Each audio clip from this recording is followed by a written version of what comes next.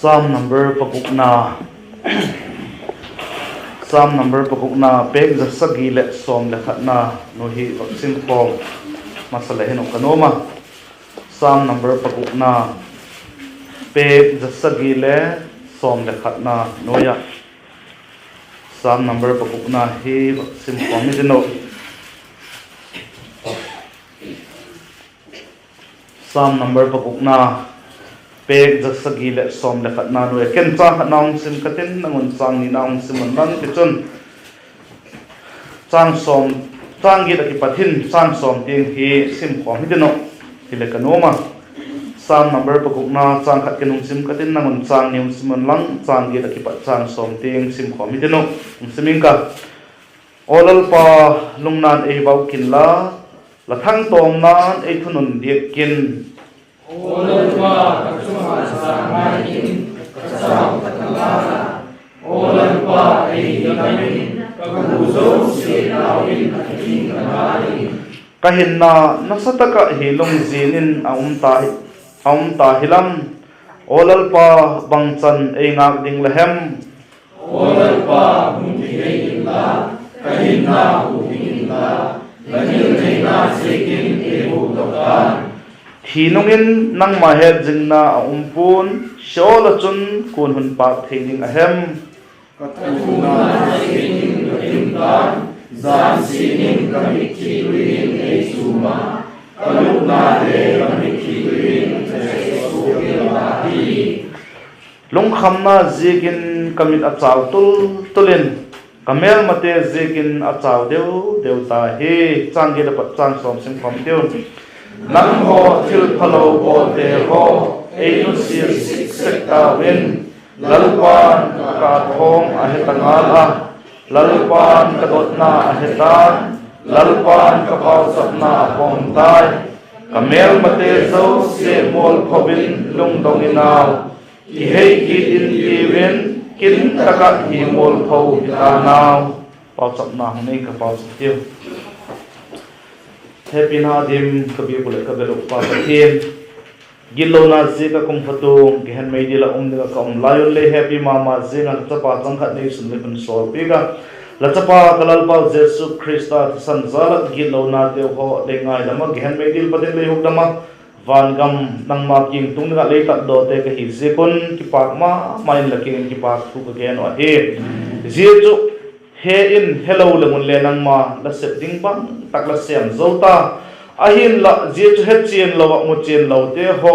he pa la hu dam na chang lo wa gon mun theina lai ka hi je kon he pa tu kum sang ni le som ni la khat hin ke yo Christian Fellowship Church akimin vote ho hin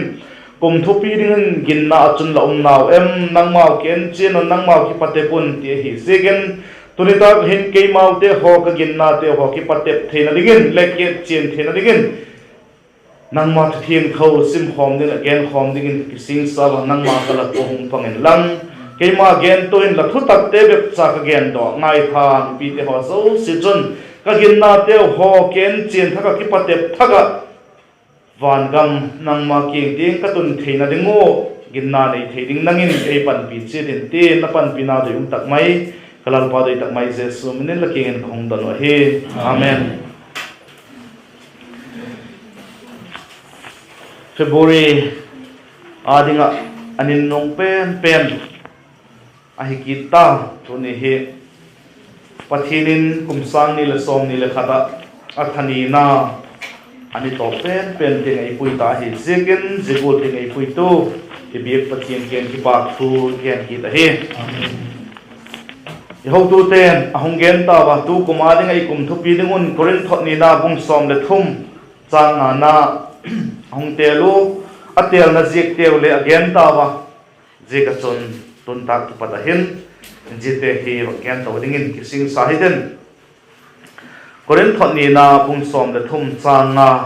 tu kum thupi wa hi pek jani le som sagi le thum na noi hi hung simingka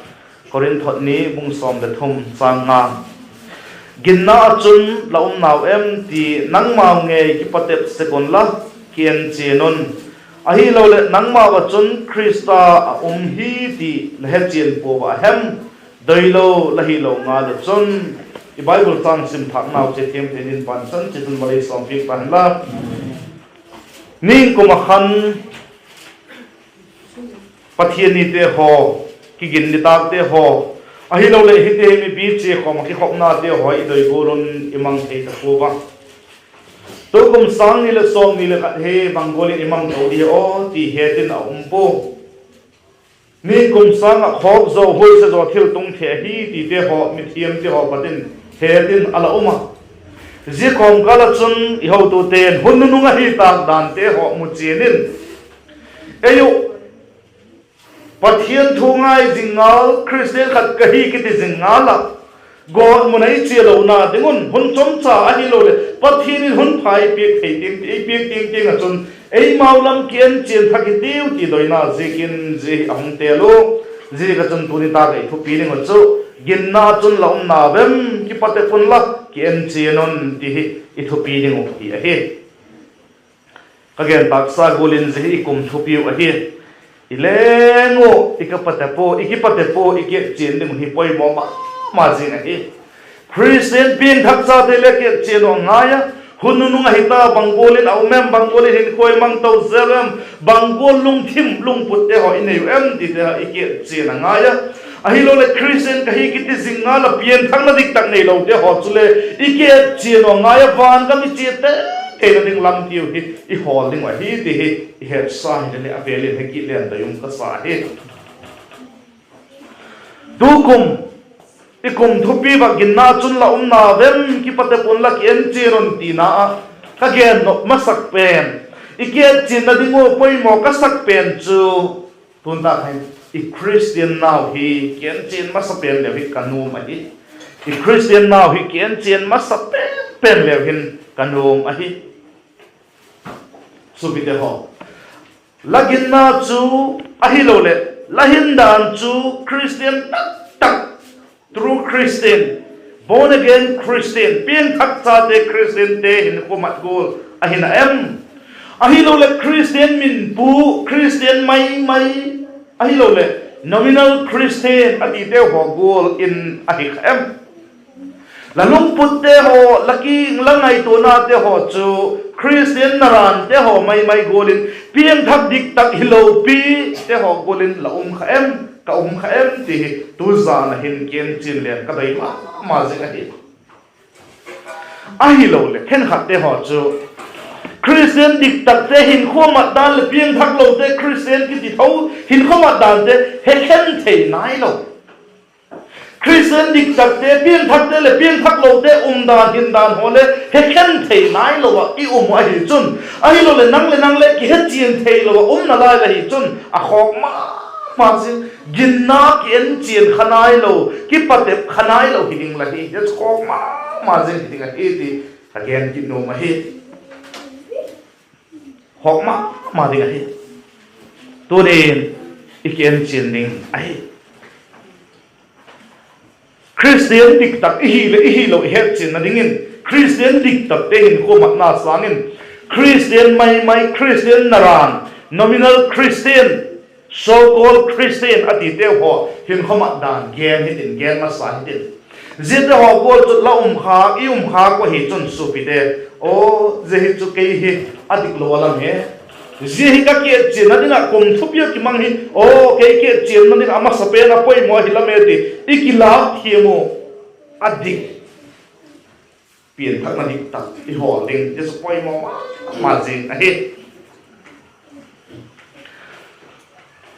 ike chin hun ma jing hi ta je ka chon khatna digin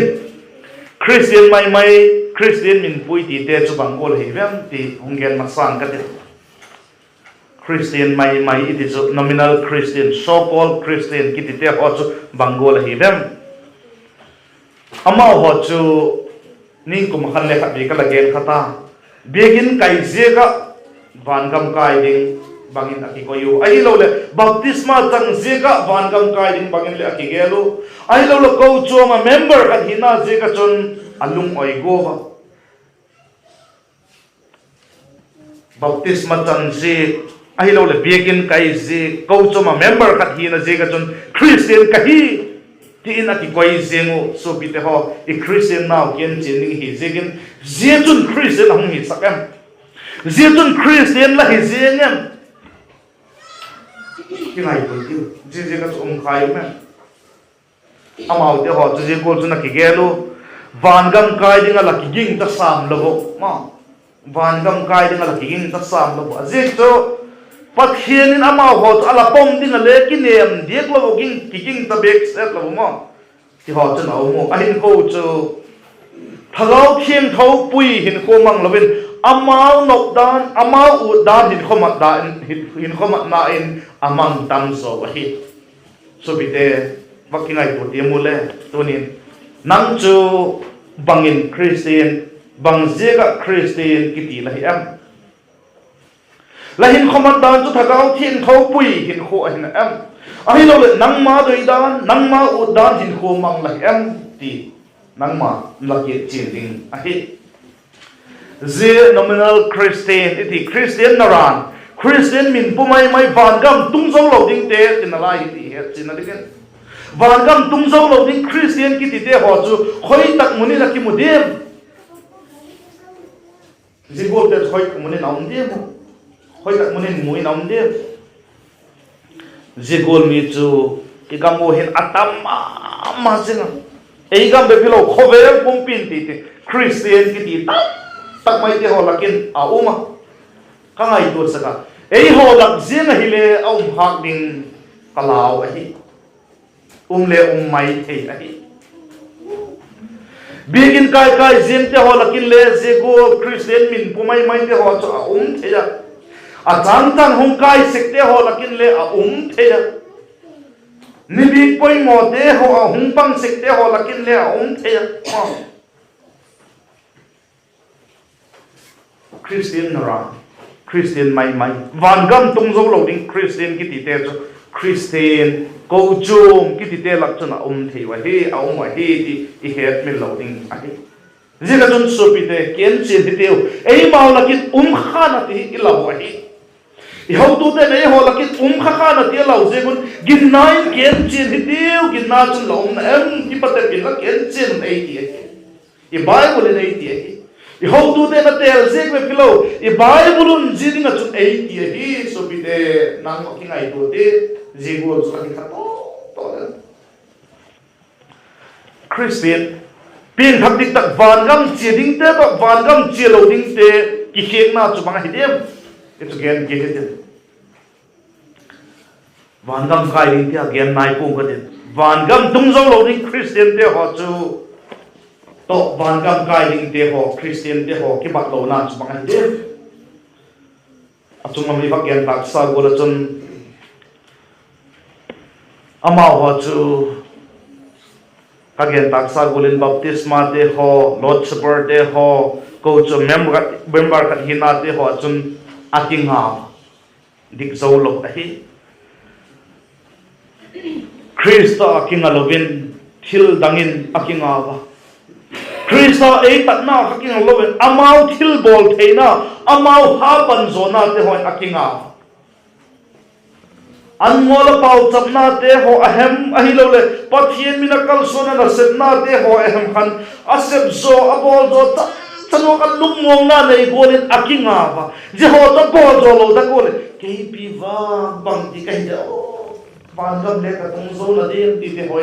abui thakit sako itu Christian van gam kai zo lo ding te chana hi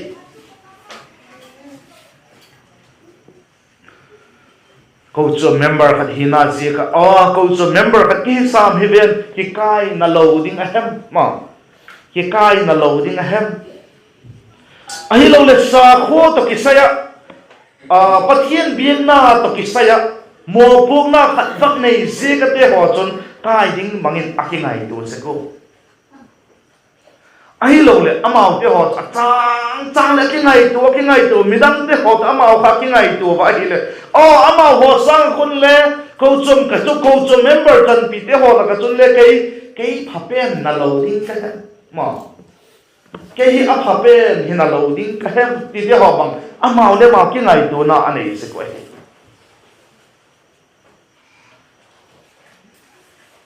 amam te ho chu khen khat te ho chu van gam kai dik loading hi lew le agun chu aginum ma gun le gun chu thei ma zengo thil phabol ding le athau anoma ma le ahin ko ho so se chu bangule nam se ko em itile gingla na doubtful ma gingla na I amang zo se ko tu igen te ho zo se kana ki pe zo go chum na se te ho ai lo thil phabol te ho ai lo le te saramen te ho hen lang ai lo thil chum te ki pe zo ma zingo gin le ginumo tom le fel ma zingo hilele van kam kai lo ding Christian te ho chu ahin ko chu gingla na doubtful in hin ko amang zo se ko ke ti in akingai do se bo achang le akingai do na chu van kam ka kai tak na ti o ti ho bang allow thong se ko so bi te zigol chu yum van gam ka kai tak na di o pathian le ko chum te o ki pa na ding ting in ka siam zo na em ka pang zo na em ka thil bol te o ko chum le pathian na ki pa tak na di o i ho bang angai to so bi te ho nang bang la ti sake ginna tunlom na vem nang mau ki pat pulla nang mau kien chen un ei ti kha zite ho chun kien chin ti van kam kai zo lo ding te ho se ko chun om se ko he chule amao ho he ei pau chun bang ti ti he emotional ahin unstable po ka ti chu emotional unstable po ka ti chu ei pau chun thil khat to ko he le ki control thei lo hok sedi koi sedi ho in a se ko thasiat na te ho bang ahi lo le lung na te ho bang ahi lo le lau na ti ho ya tuk ta ko le hoi sedi mi a ai thasiat nga le kinep na nei ta lo te ho van gam kinep na mu phalo ba kho be kinep na ma thasiat kha ko le hoi se alung na kha ko le hoi se ala wo le hoi se de kilomin a se ko so bi te ho nang bang wo le lo na lagin na kha pakien chin na bak ki pate te ji wo chun yum kha to ga ti ngai to hitiu ji te ho hi mo bi he ding poi mo ma jing chu setan thang okin bol ding le bol lo ding ho chu le a he khen thei tak ta lo ba he he min lo ding ai van gam kai zo lo ding van gam tung diang lo ding Christian ki te ho to ha ban mama ginum mama to ngai mama hi le le thasiat na te ho a hi lo le lung na te ho lau ti hom nei ta ko le hoi se ma se mo ti sun bol ding le bol lo ding zia tiang lom hi bang zia ko lom hi bang ti kha nei thei lo bin hoi se tak takin thi lo bang a bol kha se ko hi chule van gam kai zo lo ding Christian te ho chun banga bol ki se ko em ite hi le doi thiam te thil hi dan le Christian te thil hi dan ho chule ai khom se ko hi mo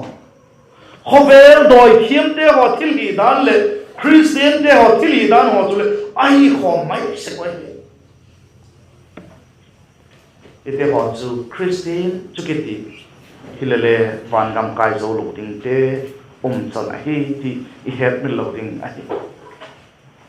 nang bangolin lo sakem zigol mi te ho chu ki khop na ki te ho than na anei to mu pathian ni mi te ho chun pathian ni Christian bangati pathian ni be begin kai ding jingka lam de ta lam le kai lo ding ti bang mi omai ti ho bang le mi a the a hi lo le khen khat te ho chun occasional Christian atima chang thil bahem ti program khen khat ho hung pang ding program khen khat ho ni bi poi mo te ho le pathian ni ti lo chu pathian agam la to pathian ni thokin ni itile ni big boy mo te wa chun pathian anai se ko jeni ti lo chun pathian agam lap se ko he jete ho chule van gam tungzo lo ding te chan jete ho chu van gam tungzo lo ding Christian ki ti te chan e to ni e mau che ken che ni te van gam ka da chu begin kai ding hi ka ti poi hilele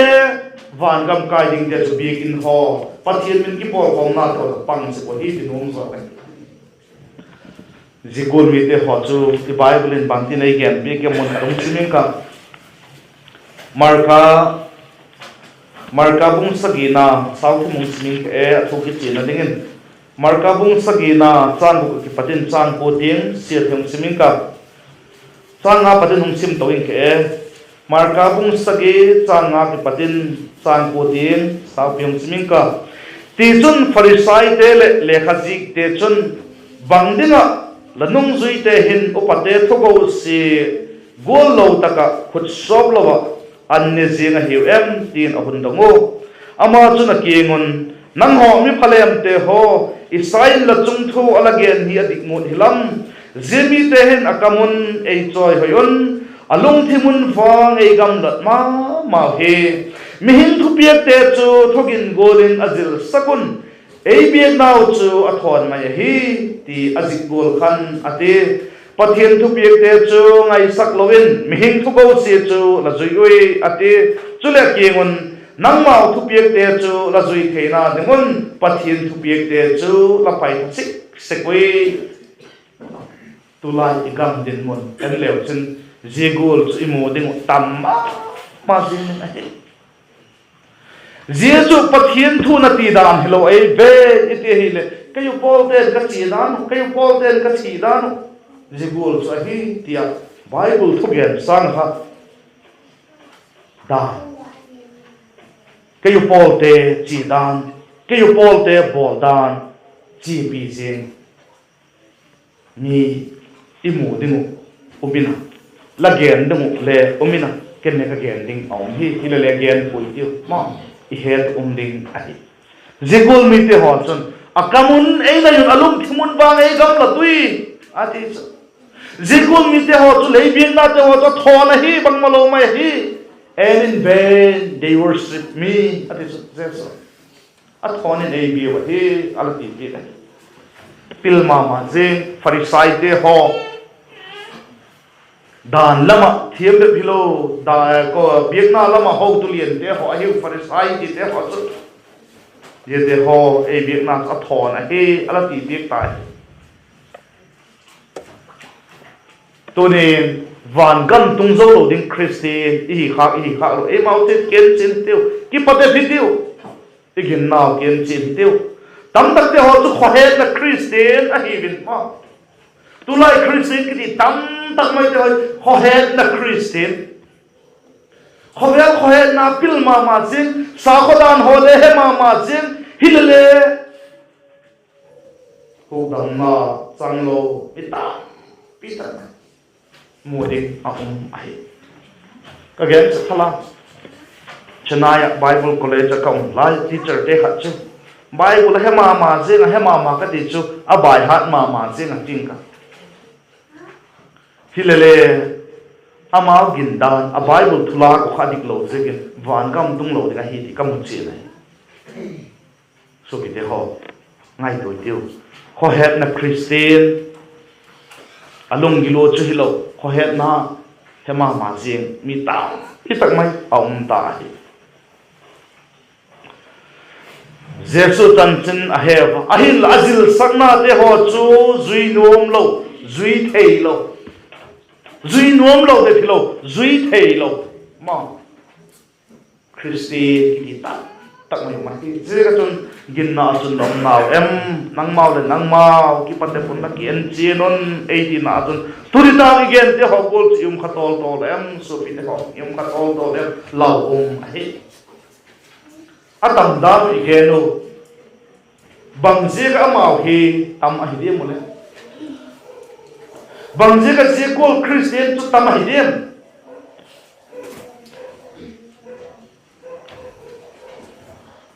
min hung dong le bang tin la don ho te so bide bangje ka jigol Christian chu van kam tung zo lo ding Christian bangje ka tama hi hi le Christian kiti nam le Christian kiti in sunga pe nga hi je ko Christian kiti mai atam ta je ka hi ti her me lo in ai ye chu hi nge nge Christian kiti nam le Christian kiti in sunga pe nga hi je ko Christian hi mai pian khan nei je ka Christian hi lo a hi je ko nge nge ji je chun ikam hen Christian ban kam tung zo lo ding nominal Christian min pu iti chu tam a hi ji je la chun nang lapang khem nang lapang khem ginna chun lam em van gam che thein je ginna chu nei em a chang le van gam kai ka king ta chang le lau zel le em so bi de